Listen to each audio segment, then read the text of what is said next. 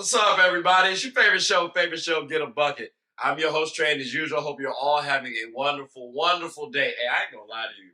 I haven't said that in a minute, where it's just myself, normally Crispy up here. But ladies and gentlemen, y'all see we got my boy Devin back on the show. You know what I'm saying? So, Devin, how's everything with you, bro?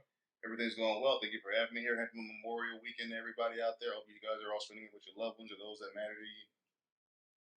I ain't never heard this man talk that quick or that short in my life. I swear to you, it is crazy. We are on a good one right now, ladies and gentlemen. We're off to a fast track. So just to give y'all clarification, this is our quarter 1 through 4 format, right? We got obviously some topics to talk about each quarter. So with that being said, Dev, you ready? So let's get it. All right. Let's go ahead and get it started then.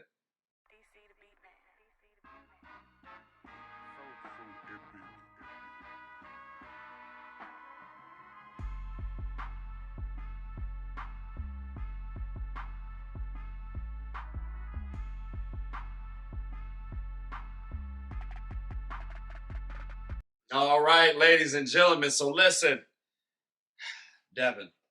It's good, G. What's your definition of a best team? We're just gonna cut right into it. You know what I'm saying? I ain't gonna hem and haw. What's your definition of a best team? And is there a difference for you between all the sports, or is it just a unanimous definition for best team?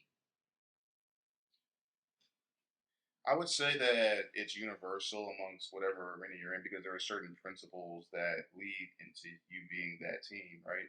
So for me, I would say any team that has the ability to just like in life, being able to overcome circumstances. It's not about what happens to you as much as it is how you react to it.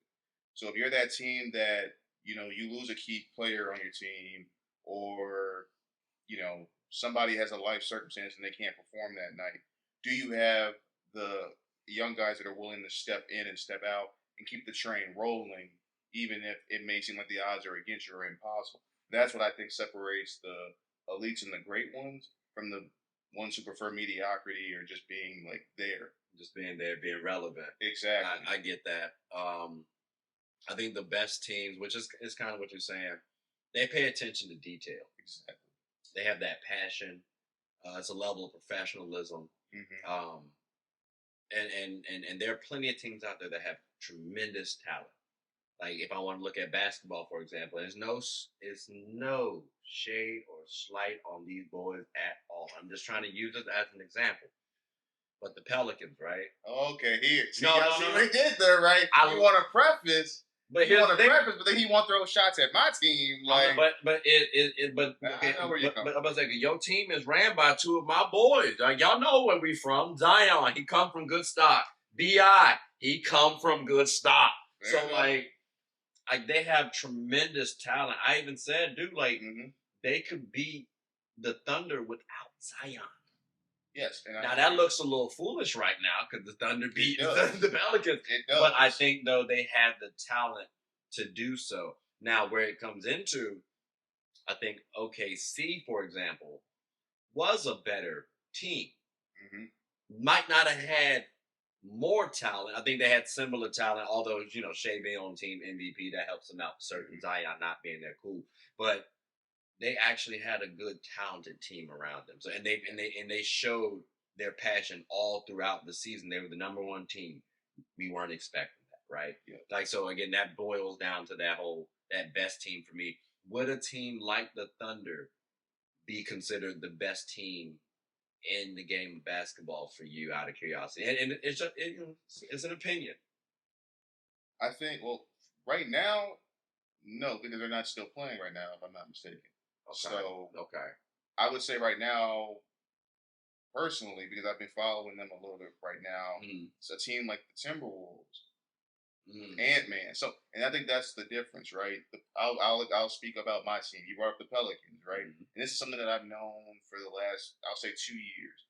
The issue with my team is they have the potential and the capability to be one of the top teams to compete with the Lakers or all those greats that are out there on the Western Conference.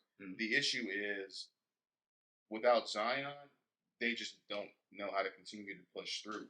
And that's the issue that I feel for them is you have to be able to still compete at a competitive level, even if you're top baller. Mm-hmm.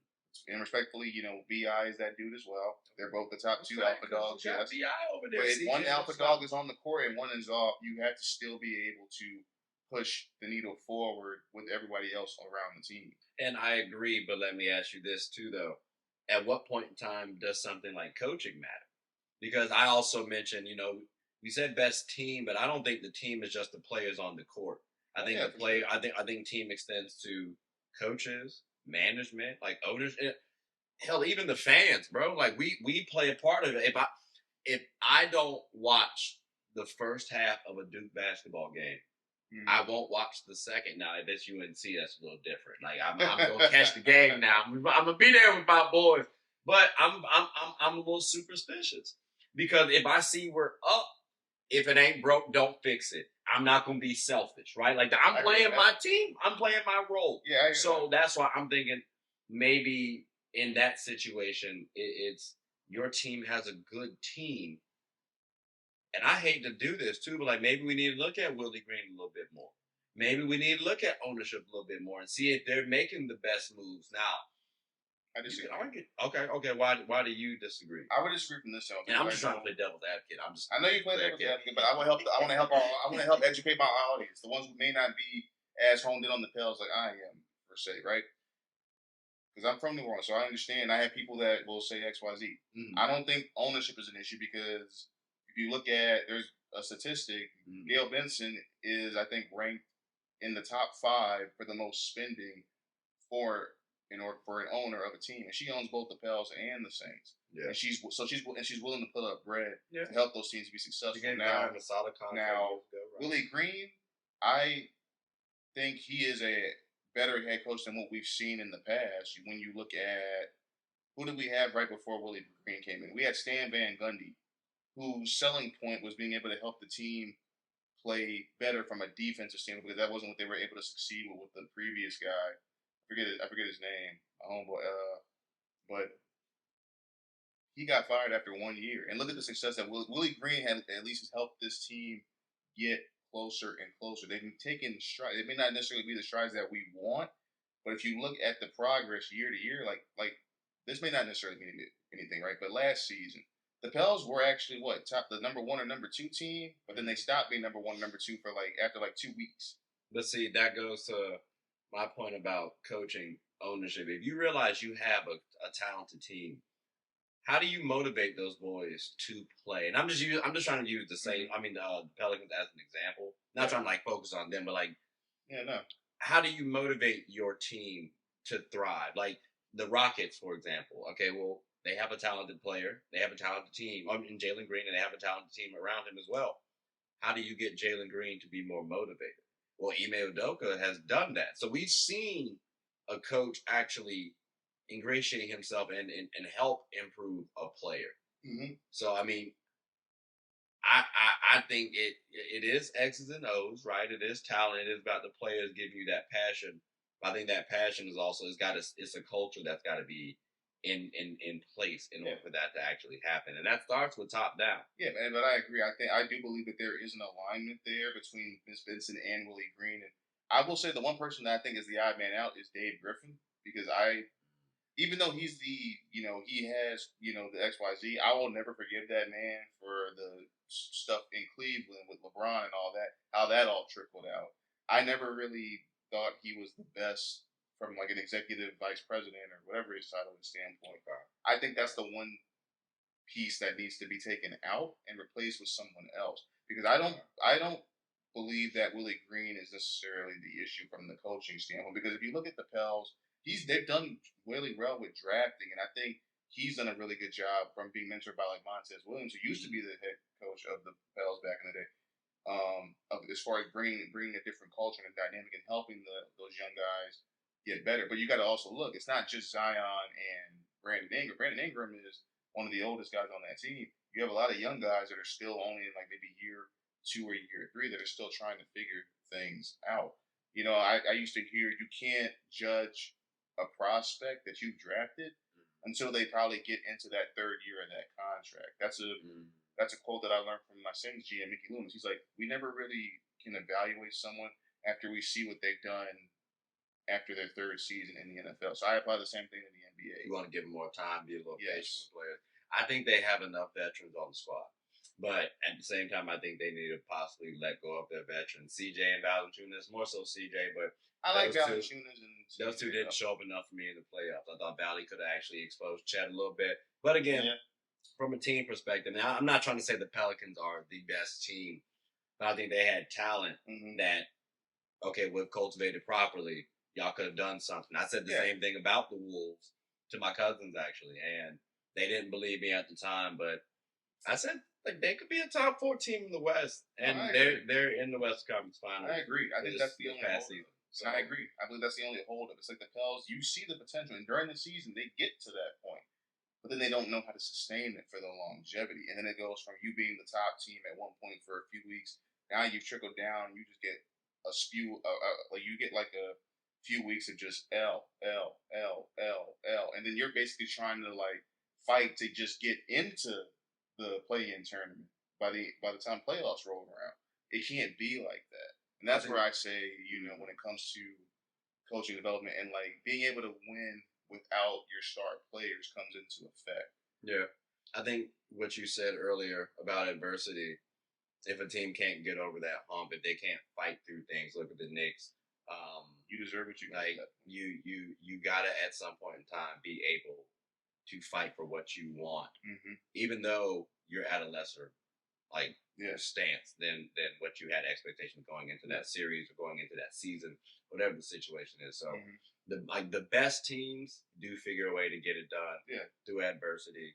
But yeah, I mean, like I said, I was just curious what's your stance on the best team. You know what I'm saying? So, but ladies and gentlemen, boys and girls, hope you all enjoyed that segment thus far. We're gonna take a quick hiatus because the buzzer did just sound it. So, but we'll be back in a little bit. So bear with us. But I hope y'all enjoying it. You good? Yeah. All right, that's a bet. That's a bet. We'll be back momentarily. Hooping is an activity that can be enjoyed by all. It's a team game about getting and stopping buckets. Everyone's always rushing to the gold. Well, make sure to rush and watch Team Gold Rush, one of the best teams in the Special Olympics of Virginia. Team Gold Rush even has former NBA All-Star participants on the team. Clearly, they've struck gold. Ready to suit up and practice? I know. We talking about practice. Not a game. We talking about practice. Practice still makes perfect. So when the opponent starts hitting their shots, Team Gold Rush can bounce back due to their training. Remember, offense sells tickets and defense wins championships. Watch us get a bucket and rush for the gold. We aim to be that gold standard. So want a team where you can win and have fun? Team Gold Rush is your number one. All right, ladies and gentlemen, we are back. You know what I'm saying? We got a nice little one for y'all. Devin, I don't know how much you really can speak on this conversation, right? All right. Being a Pels fan and a Saints fan, y'all ain't really won but so much. But what do you rather have, like to actually win a competition or to have competition? Like, you know what I'm saying? Like, for example, if you win a title, but everyone feels like you ain't really played nobody. Like, you still won at the end of the day. But it doesn't really have value for you? Does it matter? You can say what you want. See, you won't throw my team under the bus, but last I checked, the Panthers got to the Super Bowl and lost. I feel you. Think it's more? Do you think it's more the fact that just clarification? Because you don't want to start throwing stones now. Because I said football and basketball combined. So let's talk about my football and basketball teams combined versus your football and basketball teams. Don't worry, I'll wait. Well, thought so. Yeah, exactly. It's good being. Are you talking about college team or the NBA team? And college, I'm still dogging you. But NBA, my team got 16 titles. That's right. We're not talking about. No. Lakers, brother. Okay, well, I thought you were referring to North Carolina. Like How you gonna pick the? How you gonna have the Panthers and then the freaking Lakers on the? Because when I West first Coast. started watching football, it was when the Panthers played the Patriots in the Super Bowl, and I stuck with the Panthers. Y'all see this? Y'all see and this I going on right now? 21 years of fan support for the Panthers. See that?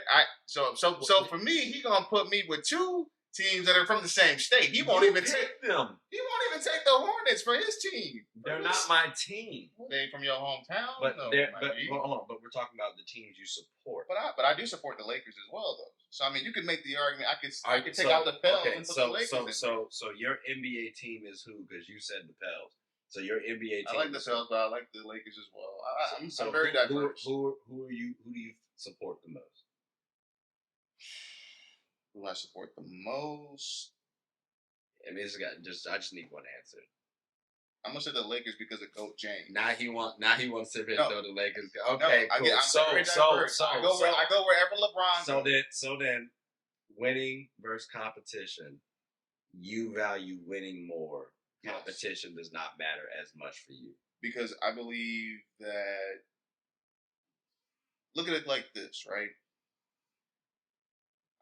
Let's take a team like Nebraska this past season, college football. They went 3-8, but they did face some pretty stellar competition. I don't know if you want to count the Colorado game that they lost as competition much. Colorado didn't do much this past year after that, USC game, unfortunately. But when you think about it, when you have a culture that only knows how to win, it means that you have established a mentality where it's like, okay, you love winning or hate losing way more than you love to win. So you never want to be in that position where you have to deal with a loss. The example, Nick Saban at Alabama, all they know is competing for the NCAA championship every year because that's the standard. Mm-hmm. The Patriots, for those 20 years, the standard was always getting back to a Super Bowl. So and they went back, 10 times, won 7 out of 10. So they had that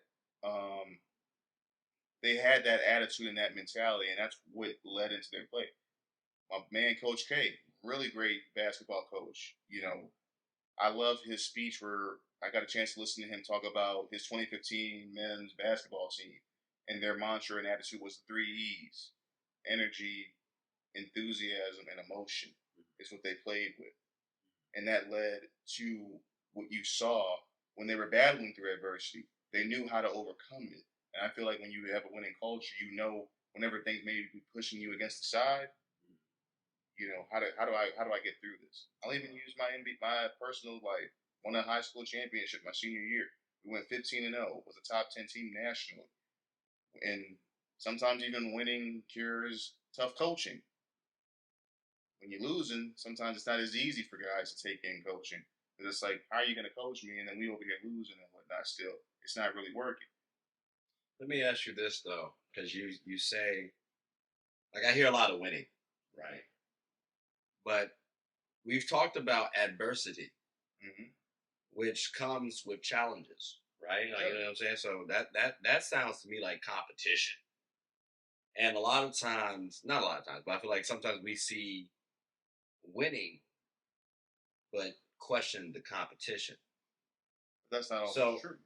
I said sometimes. What do you mean it's not always true? For example, like you're saying in those sometimes moments, it's not always true. I'll use an example. This past season, I'm gonna take it to the NFL. The Atlanta Falcons and the New Orleans Saints had the top 2, what they would classify as the top 2 easiest schedules in the entire NFL. The Falcons had the easiest. The Saints had the second easiest. What was the Falcons' record last season? Even with the easiest schedule, they went 7-10.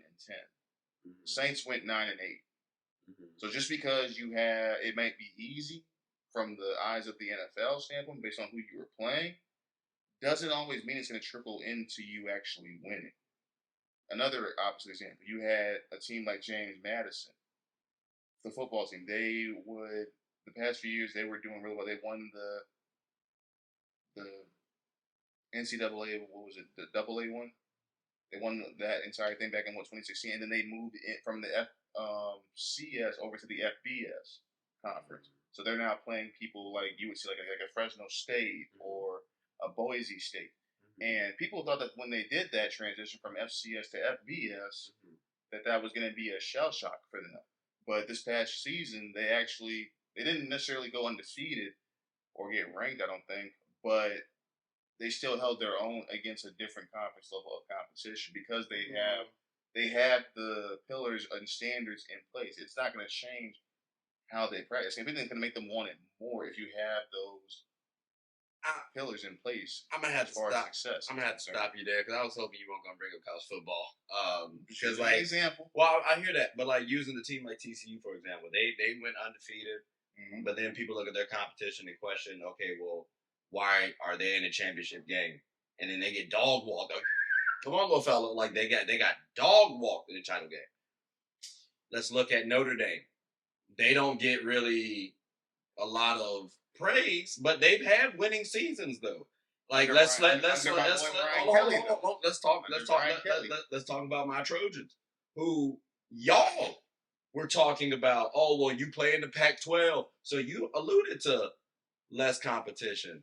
So even if we did win, oh well, it's the Pac-12. What competition were they going up against? And now we're talking about them going to the NFL, where you're judging players because of their competition. So if we're going to say the lack of competition is a cause for pause for me drafting this player because he might not be that good, then if we're going to say, well, this team shouldn't be here because of the competition they've gone up against, I feel like we got to question, why is winning valued more than the competition itself? Remember, you said one time, what makes a good team is battling through adversity. It's not just But you can battle adversity while also still winning. You can. Prime example, like my team, I'll use my high school team. Back in high school, we were playing against South County. We were down 21 to 7 at halftime. Right. And then we had a really tough halftime conversation with the coaches and everybody. We come out that game, and then the final score was 55-21. South County did not score a lick after that.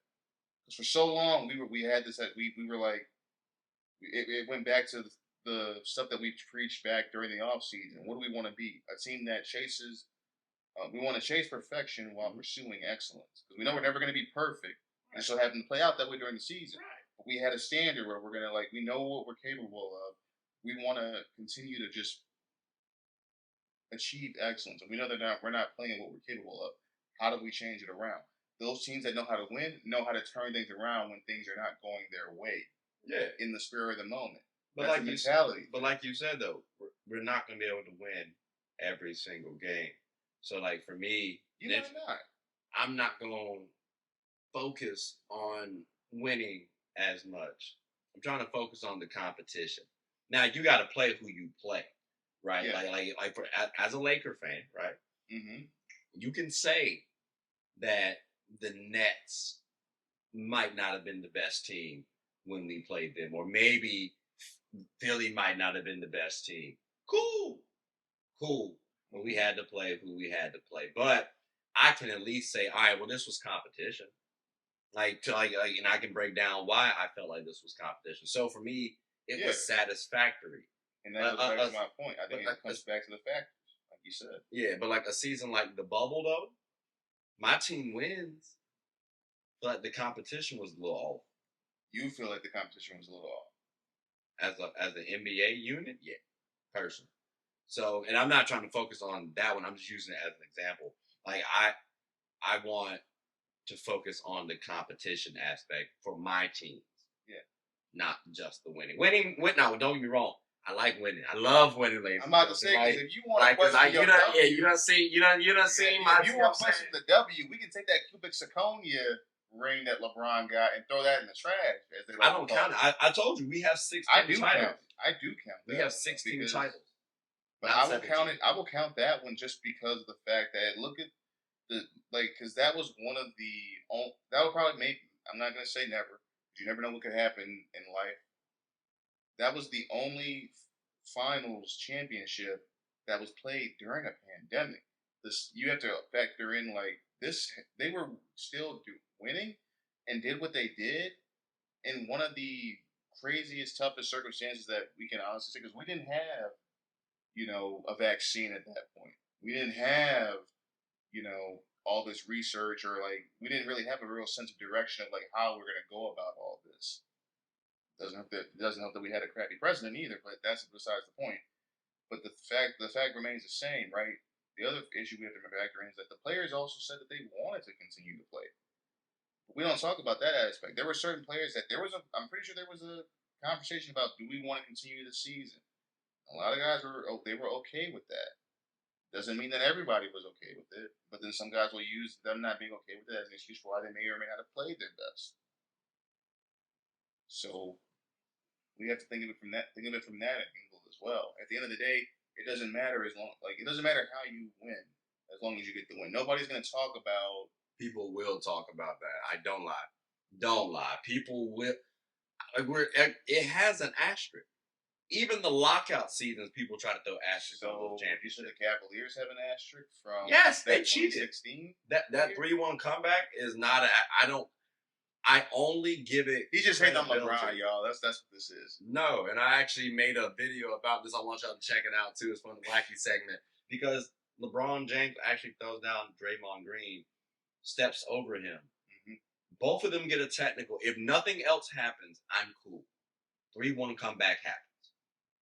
But the moment you suspend Draymond Green, because he didn't get suspended for the technical, he got suspended because that technical was upgraded to a flagrant for Draymond Green. The victim got his suspension upgraded because of Adam Silver upgrading it because LeBron James said, "Oh, he called me a B." Like, that lessens the competition for me. Now, the reason why I let him get somewhat of a pass for 2016 is because 2015, Kyrie and Kevin Love were lost. So it hurt the competition a little bit. But you're also going up against a young Warriors team, and you're the guy in the series. So you can possibly pull it out. But that was the first time I legitimately tipped my cap to Braun. Because, again, he's going up against stiff competition. And if he wins this, that's tough. But that's what I'm saying is, right, you had a three-headed monster with that Warriors team with Steph Curry, Draymond Green, and then You mean the homegrown boys? yeah, As opposed to Braun seeing what Kyrie is doing and then bringing Kevin Love because they had the number one pick and got Andrew Wiggins and then traded him. You mean that? Because what I'm saying is this. What I'm saying is this. It goes back to the Pelicans that you brought up.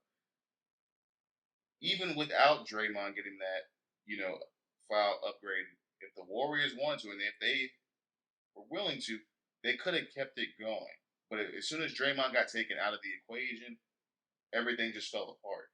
And that goes back to my argument, right? Great teams figure out a way to still continue to keep the train rolling, even if one of their key contributors may not necessarily be there to carry a lot of the weight. And it's not just Draymond, right? Because imagine Draymond's still there, Game 5. Bogut actually gets injured Game 5, and he too. Yeah. But you still have Draymond there, so if they don't win it in 5, they win it in 6. I agree with you on that. Like that's my thing because you're right. We just talked about this. You're supposed to battle adversity, ladies and gentlemen. You're supposed to battle through adversity. Yeah. But if your peoples get cheated, they get robbed. I'm not expecting any team to battle through that unless you're going up against lesser competition. Which I don't view the Cavs as lesser competition because of the. But you're making it seem like they were playing against that. But that's like you're making it sound almost like you're saying like if this was a FCS team playing an FBS team. We know that those are two different levels of like competition, right? This is the NBA we're talking about. So regardless of who you're playing, regardless of what the record is, you still got to show up. These guys get paid millions to perform, regardless of what their record or what you may view them as from a competition standpoint. I kind of disagree because again, if I'm going to go off that logic, then I'm going to have to fault Braun for losing to the Cavs as opposed to giving him credit for losing in 6 because of his team being depleted injury wise. It hurt the level of competition to a degree. You know what I'm saying? Like that. That's how I'm trying to help your man's out. Because you said I'm a Braun hater, and I'm giving him credit for losing. So I don't know. I'm not liking too much. Everybody that come on this show act like I'm a Braun hater, bro. I'm just trying to. I'm not everybody. Like Matt, yeah, you know, a buzzer just sounded, but damn it. I've been waiting to blow the whistle. Go ahead and just end it. You know what I'm saying? Halftime about to take place. But it was a good conversation though. It was good conversation. You ain't win nothing, but you was good competition. You know what I'm saying? You see what I did there, ladies and gentlemen? Okay. But what we're gonna do? I got something for your ass. Next segment. But look, what we're gonna do is take a quick hiatus, pay some bills, and you know when we come back, maybe he'll change his mind and get back on track. You know, it's called Get a Bucket, daggone it. So we trying to help him out a little bit. He like winning too much, but yet he picked the New Orleans Pelicans and never mind. I'm sorry. We'll be back. You picked the Carolina Panthers. Yeah. We'll be back after a moment of these sponsors.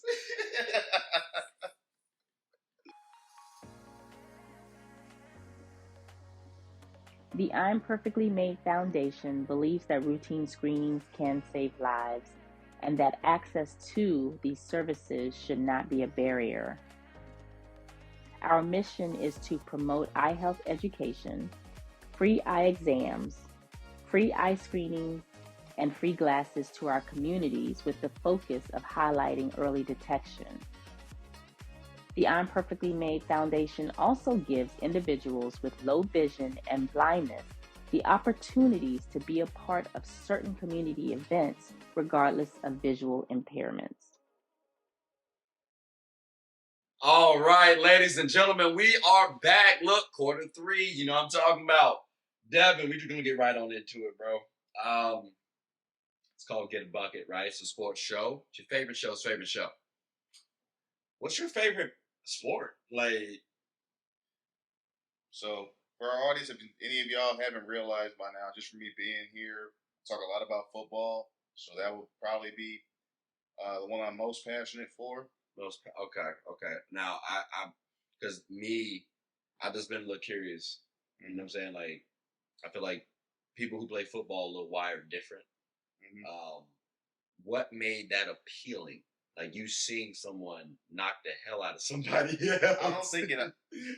So to give the audience a little backdrop with how I got involved with football, because I didn't start that. In my family, we have a tradition where the boys have to start up. They're going to start a sport. It has to be baseball first. So I started with t-ball. So baseball actually was my first natural born sport that I ever played. Mm-hmm. The reason why I started getting into football at the time, I lived in Texas, and we all know Texas in football is like a marriage right then and there. So going into middle school, 7th grade, all the guys that I was friends with, everybody was doing football. So I was like, I don't want to feel left out of the party.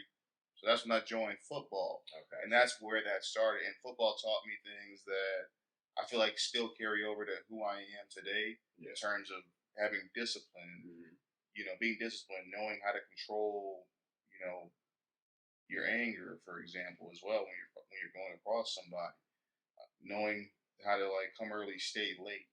It gave you structure. Yes, I get that too. Basketball. So obviously, again, the show's called Get a Bucket, right? I ain't no janitor out here, but I love hoops. Now, janitors are cool too. I don't want to make it seem like that was a jab. I'll just make sure bucket, get a bucket. It's a difference. And that's I'm actually kind of a little upset too because on YouTube, if you put in bucket or get a bucket, buckets be showing up before me. I'd be pissed. We got to make that. We got to change that around. But get a bucket or basketball. That's my first. You know what I'm saying? Like and subscribe. Get our audience up. Come on now, we need y'all. Just look, we appreciate it. But not like that. That's my first love. And like I said, or like you said. Who I am today is because of basketball to a degree now. Right. Like obviously there's other elements, but you learn life lessons through sports. Sports is a microcosm of life. So that's definitely I'm glad that you said that because I think a lot of times we don't think about, okay, well, let's say somebody who loves football, why did they love football? It's probably the same reason why you love baseball or why you love basketball, or why you love hockey, or why you love backgammon, like whatever the case may be. So now we're more alike than we probably realize, ladies and gentlemen. Now, out of curiosity, though, because, I mean, you and I do kind of differ now. Again, I play basketball, he play football, okay? That's your passion. So what's your least sport to play? Like least favorite sport to play?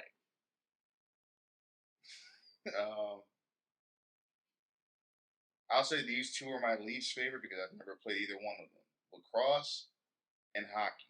Brother, don't listen. I said one, but all right. I'm giving you two. I'm giving the audience a little extra, just because I'm feeling generous. So lacrosse and hockey. If you had to order it, which one's worse for you? I would say lacrosse because I don't understand the rules of it. I feel like I can understand hockey a little bit more. I'm gonna be honest with you. I think the rules are fairly similar. You got to pass to your teammates, try to get the ball in the net or the puck in the net, and you can fuck up the other person. I'm sorry, you can mess up the other person. I've been but like I'm not getting hit with a stick. What is a?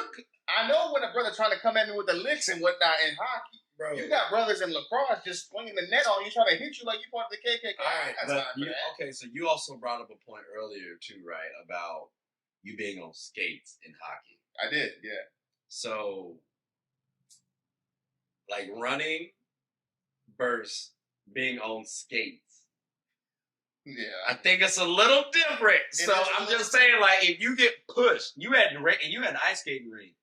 You know what I'm saying? You might fall and bust your ass. And you got somebody sitting up who's trying to actually bust your ass. Like, nah, dog. I personally, and I've seen lacrosse live. I tell you right now, I wouldn't do that sport either. But what I will say is I would put hockey a little bit ahead of it. But I still would throw football ahead of both of them. I'm telling you right now, have y'all seen Aaron Donald try to tackle somebody? Like, ain't no way in the world. And there's no disrespect. I don't care how much padding I have on. Does not matter. I don't care even if it's like at a bouncy house. Like, I know if I get hit, I'm gonna fall down on like I don't care. Let me ask I would rather. I know these are not good. This is not a good question for you. But if you had to pick the lesser of two evils, would you be more scared of getting tackled by Aaron Donald or more scared of getting tackled by Ray Lewis? Now me, I already know who. But that's two football players though. Like one plays linebacker, the other one plays defensive line. So, but that's two football players on the defensive end. Like holla at me name me a lacrosse player, right? And then name me a hockey player that would be like the scariest ones in the history. I don't know. I bet everything I have that they don't even come close to Aaron Donald or Ray Lewis. So again, my answer is gonna be football, ladies and gentlemen. Have you seen them brothers play football? Go watch them if you haven't. I'm not taking no L from there, but I will say there is one thing where, like, if I'm on the ice skating ring and someone does hit me and I feel like I could fall awkwardly a little more than in football too. So I will give you that. Lacrosse, I just got to worry about the sticks. Yeah. And so respectfully, all I got to do is throw the ball and get it the hell away from me. Like that's what, you know what I'm saying? Like I can at least do that. So and then I get to do some hitting. I feel you. I think the reason why it's like those are like two is because you can find like with hockey, it's like I understand the way to go about hockey and how the scoring and everything works. I just wouldn't want to get on there with skates on and try to do it. But then with lacrosse, it's like it might be a little easier, like just to run with cleats on because you ran with cleats in football. But then you don't understand the rules or how to do everything and how to pass and all this stuff and defend. So it's like, how am I gonna play that when I don't understand that? So it's like I don't care about the passes because I'm not gonna get hit. But you know what I'm saying? Once it leaves mine, I don't care. Yeah, I don't care. You gotta make sure you passing that motherfucker. I'm gonna throw it in the vicinity, bro. You better be able to catch it. Like I promise you. And that's the other thing. You gotta catch the thing. And that ball hurt. Yeah, that ain't no baseball. That's some solid that's like a bowling ball in the miniature version. Like nah, that's facts. But I am curious though, what y'all think is what y'all's least favorite sport to play? Because I'm standing like 10 toes down on football, but he's saying lacrosse or hockey. So I'm curious what y'all thoughts is. Maybe someone might say basketball. I'd be a little pissed too because it's cool getting a bucket. That was casual. But ladies and gentlemen, quarter 3 just ended as y'all heard the buzzer earlier. So what we're gonna do is take a quick hiatus, pay some bills, come right back. You good? That's a bet. All right. Well, y'all heard what I just said. See y'all in a little bit. Sports is one of the few things that genuinely connects us together. Whether with coworkers, friends, family, We all love the entertainment. Well, here on Get a Bucket, my goal is to talk about sports and its cultural impact. The WNBA, for example. The WNBA is loads of entertainment. From the new rookies battling, displaying their skill sets, and preparing to take the league by storm, to the titans and the MVPs of the league clashing for battles we'll always remember. From imagining the soon-to-be possibilities, to admiring and treasuring the finales. Get a Bucket is a platform where other sports analysts, hoopers, coaches, and fans of the show come and talk about the WNBA, both negatives and positives. So if you haven't, take a quick peek. At the very least, you'll have a good time. Remember, sports is one of the few things that genuinely connects us together. So please, tune in and stay connected. All right, ladies and gentlemen, we are back. Listen, y'all see the basketball, right? You know what I'm saying? Y'all see what we talked about. Oh, that was a good one, too. Holla at me, Steph, lethal shooter. Y'all saw it. I think he'd be better throwing a football. That's my opinion. That's crazy. That's crazy. He act like he can actually really play football. He be throwing like a girl. That's what. But hey, I don't know if y'all realize this though. Women are professional football players out here. You see what I did there? I'll tell you that might be a little smooth. That might be a little smooth. I knew where you were going with that. That's why I was like, you know what? Let me have this one. Let me have this moment. It's 2 minutes of fame. Exactly. That's crazy. My 2 minutes of fame. What's 2 seconds? My bad. It's 15 minutes. That's But listen, so we actually went to the Women's Football Alliance, one of the games at least. DC Divas, they had a wonderful, wonderful game, right? They actually won their game that we went to. My thing was this, right? I'm not the most football-oriented person. Like, if y'all have ever listened to any of the shows, again, it's called Get a Bucket, right? But I do watch football. I do like football. Their league was all right, bro. Like, it was good. Now, these girls can hit. Yes. They can run. They can throw. And I'm not just talking about, like, okay, everybody can run, throw, and catch, but, like, they can actually do it pretty well. Mm-hmm. I think you should go watch them. But, again, yes. You said you played football. Mm-hmm. I just watched. So I wanted to make sure y'all got it from the fan perspective. But coaches coming up. You know what I'm saying? So talk to him, coach. What we got? What we got? Like, how was the game for you, the DCD? With all, you know, again, they dog walk. Come on, little fella. They did dog walk their team. But obviously we can criticize everybody. So give them some pros and cons. Okay, I would say from a pros standpoint, I like the fact that with this team you had women who were like, I didn't know this. These women actually pay to play football. It's not like even though they're classified as a professional women's league, it's almost like a high school team still. And from the standpoint of, like, even when I played in high school, we had to pay an athletic fee to be able to play football, but we wasn't getting NILs or big NFL contract per game, right? These girls are a professional team, so to speak. Even from a UFL standpoint, like the DC Defenders or the San Antonio Brahmas that The Rock runs for his Arena Football League. Those guys make like $50K during the season, roughly. And it's crazy because we complain about players getting paid millions of dollars to give effort. Mm-hmm. And these girls give effort. We saw countless players out there injured. And let me paint the scene. It was raining. Yes. A little windy.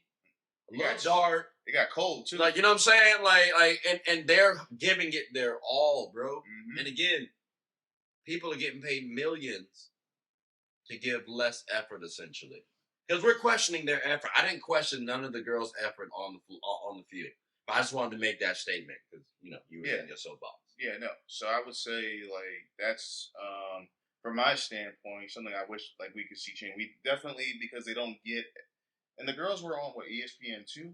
They're on ESPN. They were on ESPN 2, but we want to get that. We want to be able to get that to the level of like the women's NBA is right now. Like, women's NBA has been around for a long time. We know that, and we personally feel like the Women's Football Alliance, is it right? Or WFA. Yeah, WFA is going to be that next up and coming seed of growth that we're going to start seeing around the area and everything else. It's crazy that you actually mentioned WNBA. Mm-hmm. So right now, WNBA is actually growing, right? Yes. And I've thought that the WNBA can reach that same level. I'm sorry, the WFA can reach the same level as the WNBA did. But a couple of years ago, like it'll be at that infancy stage, even though it's been around since like 2009. It's crazy. I think it could actually pop off, and they've gotten some good exposure around them too. So I do like the direction it at least seems to be heading. You also got a solid little rivalry going on between the DC Defenders, shout out, and the Boston Renegades. Boo! Not playing. Hey, cool. But like you get a good rivalry. Like look at that. Like so we got the DC Divas and the Boston Renegades, and you know, like I said, everybody loves a good rivalry at the end of the day. So I think that's a solid pro to have, and I got to watch the other teams to see maybe if they rivalry worthy. But these two, from a history standpoint, do have good rivalries. But the cons, though, and again, there's a lot of pros. Over time, we'll talk about the pros. We'll talk about the pros of the pros, I guess. But the cons, what did you see, Coach Devin? From a DC Diva standpoint, well, the most obvious thing we talked about this is that because they're really a local team, they don't have as much from like an advertising standpoint. They don't have necessarily the same media coverage, because it's not as. Because you get ESPN too sound like some good media. It is. I ain't on ESPN. I'm just saying, like, we need more. We need more people. Like, any audience help us out here. We just need more people to come out and represent. I want to see like the same amount of crowds that y'all have on a Friday night to go see a scrub high school team play, which you need to be bringing over to the DC Divas that are actually putting in that work and trying to show out something. They're actually winning right now. That's all I'm saying from a con standpoint. Now, I'm an offensive-minded person, so I'm going to be a little bit more critiquing when it comes to the offense than I am on the defense, because that, I think, was also what, even though it was a pretty good game, I think the offense still left a lot to be desired from the jump. And well, compare it to the NFL, because I want to make sure people understand you're not bashing them. No. You're seeing there's a comparison. Like, we can compare the WNBA to NBA. So I want to add the professionals, right? Equality. Compare them then, like what on the cons aspect. Like, were there things you saw that you don't necessarily see in the NFL, and then were there things that you do see in the NFL that they do wrong? Yeah. So start from the most obvious thing. If you're gonna be a high flying, powerful offense, you can't just keep. And this is what I think you agree with me on. We saw that for a decent portion of the entire game, they were running out of the same spread formation, which made it very, very easy to predict what they may or may not do. Like, the problem with running a spread offense all the time is when it comes to running the ball, it's easy to know if the running back's on the quarterback's left-hand side, the ball is going to go that way. If it's on that side, it's going to go that way. This is where I think the NFL is a lot different. When you look at, they always have to say the NFL is a copycat league. Yeah. Who are some of the most prolific offenses in the game right now? People who come from that McVay, Shanahan tree mold. You have the obvious, Kyle Shanahan, Sean McVay, but then you got the Packers head coach in Matt LaFleur. You got Kevin Stefanski from the Browns, Mike McDaniel from the Dolphins. All these guys run a similar style of a modernized version of a West Coast offense, but they put their own flair into it. But the main principle is the main thing, which is why I'm excited to see what happens with, like, in our division with, like, the Bucks, the Saints, and the Falcons are all going to be running a similar style of that modernized West Coast offense because of who their coordinators come from. They come from that tree. So you want the Divas to kind of bring in that spread offense. Yeah, so they have a spread off. It looks like they have a spread offense right now, but what I would like to see is them switch it up a little bit. Don't just be, 2 wide receivers on one side, 2 wide receivers on the other side, and then out of don't be too 11 or 12 out of 11 or 12 personnel, I want you to give me some trips right or some bunch formations. And then not only that, the teams that are successful, like the 49ers, right? The reason why their offense is also successful is because they can run multiple different formations out of the same, or multiple different plays, out of the one formation. Okay. So even though it looks like it could be an inside zone run play, they set that up to where it's actually going to be a passing play. because they're really good at because you run the ball to set up the pass. Yeah. And I feel like that would help the Divas out as well. And the other thing we have to keep in mind, eye candy, motioning a lot, pre-snap motion. They didn't I was do about a to say, where we going with this now? You talking about some eye candy. I ain't know you was going there, brother. Hey, let's keep. I'm trying to make TV here. So yeah, from if I'm a defensive player, right? What do we typically see when you bring in motion, a pre-snap motion in the picture? It causes the defense to sort of shift. Okay. So if I call a play where, let's say I got to bring my receiver over here, and it shifts the defense to shift a little bit more to that left side, but then I still call an inside run. Now you have less defenders on that right-handed side of the ball that I can just hand to the running back, and they have more space to run because I did that preset motion and brought them to the other side. Okay. That is what I think would help from the offense for the Divas standpoint, just be a little bit more prolific. And then also, this is just my other critique. This is something that we had found out post-game. If you're going to be a professional team, right, an audience, correct me if I'm wrong, but I would assume even like a high school team has a coach for almost every position. Right? You have your offensive line coach, you have a running back coach, a quarterback coach, a defensive coordinator, maybe even like a safeties and linebackers coach, all those things for each position, right? So why did they not have, a coach specifically for the running backs? They don't have a running back coach. That's as far as we know. I think that doesn't help. How are you supposed to, train a position up to be where they need to be at if you don't have the coach that's able to help push the needle forward? And especially if you want to, and we saw the Divas start to include some motion, but it was already a little too late at that point. It was like they didn't start doing that until, the end of the third, beginning of the fourth quarter? Yeah, from a running back standpoint, did you feel like their running back was decent at least? Like, the running back was decent. Their running backs can run the ball well. One of the girls, 24, she wore 24, literally like the female version of Marshawn Lynch out there running that rock. But so it sounds like you got a couple good ideas. Mm-hmm. We might need to get you to be the running back coach then for the DC Divas. We'll see. But I would say this as well. I think for the running back play, you need to do a better job of it can't just be inside zone handoff. Maybe do a little bit of an HB zone where you have the quarterback under center and have the running back right behind them. Mm-hmm. Or you do like how the Ravens do. You have Lamar Jackson a few steps behind the center, and then you have the running back a couple steps behind Lamar Jackson. Almost like an I formation, T formation. What about something like Wildcat? Yes, I would like to see them incorporate Wildcat as well if they can do that. Okay, because again, that was it. I ain't, it's running backs. That's a running backs. I feel like favorite play. Well, so, and especially because running backs, as we know, especially in the NFL, that's an undervalued position. Mm-hmm. But I feel like if you can do a lot, out of that when you utilize them the right way. But I think it also could. It's easy for us to also critique based off of what we saw off of one game, but we also may not necessarily know what is the personnel for this team. Can they actually run a lot of pre-snap motion? Do they have the players to be able to run the type of formation that we want to see? Okay. I don't even know if this team has a tight end. I don't think we saw any tight end out there block. They just had linemen. They had 5 linemen, the running back, and then 2 receivers on both sides. I don't think I ever saw at any point during the game a tight end being utilized. So that's another thing that I think the Divas would need to fix from an offensive standpoint, from my eyes. Okay. Defensively, they have some studs there. They have a girl who is, in my opinion, a really good cornerback.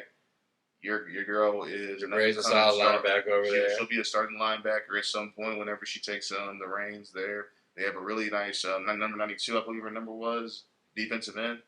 She looked like a prolific high school balling defensive end. She looked really good out there. They have good talent. They have really good talent. They actually have one girl who played on, I forget the college that she went to, but she played for like an actual college football team. Mm. So she played with the boys. So again, it just goes to show it's a women's professional football league. Mm-hmm.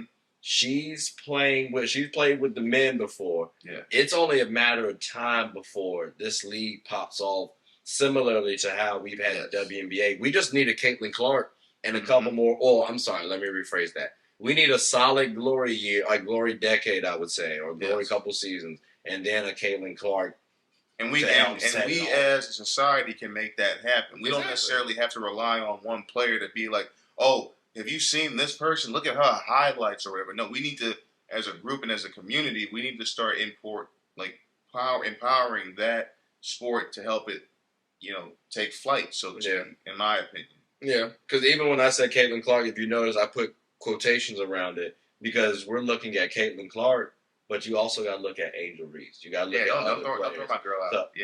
So, you know what I'm saying? So, like, again, I'm just Shout saying out Angel. there is a highlight. There is a focal point that people, cling to. So, Caitlin Clark is the face of the program. But there's other people that you do want to go see. Like, it's a lot of entertaining players out there. I personally look forward to seeing the DC Divas play the Boston Renegades. That's going to be my first time rooting against the Boston Renegades. Sorry, y'all. I apologize in advance. But let's go Divas. Beat that tail. You know what I'm saying?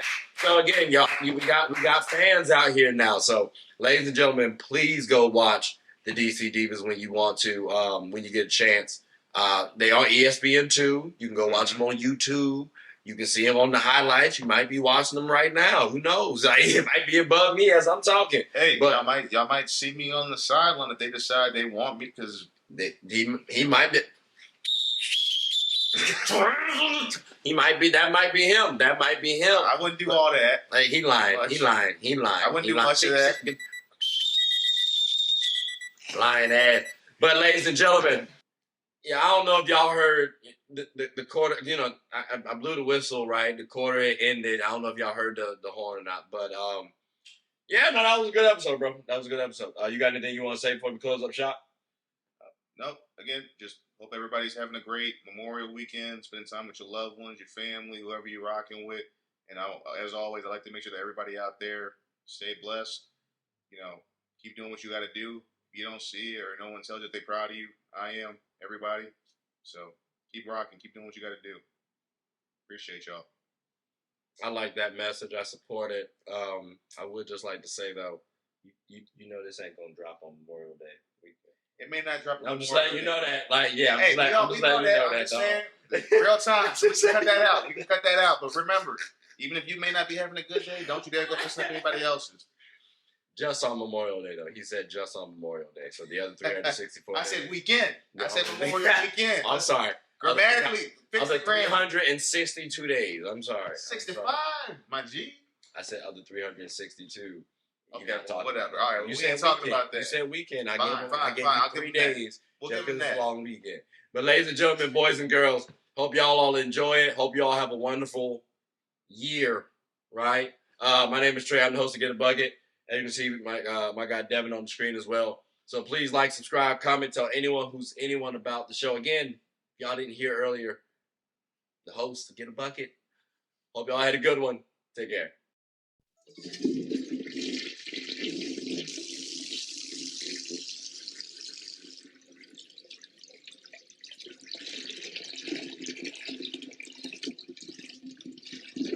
Oh, I did not know you guys were still here.